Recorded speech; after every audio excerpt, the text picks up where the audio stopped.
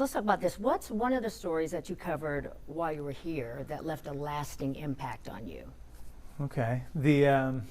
Yeah, there's probably right before I left, there was an attack on OSU's campus. There was a terror attack, and that was just one of those days that kind of stays with you for a while. I was sent to go cover the Boston Marathon bombing.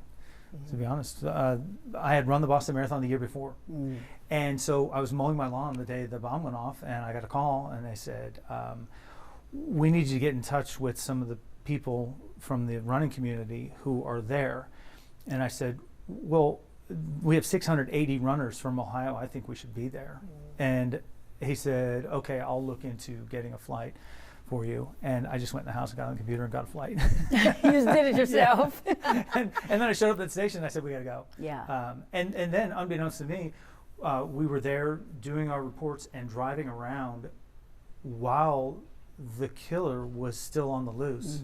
And we were looking for a hotel for the night, driving around the same area where they were looking, searching. Wow. And we never knew that until, obviously days after, when everything came to a head.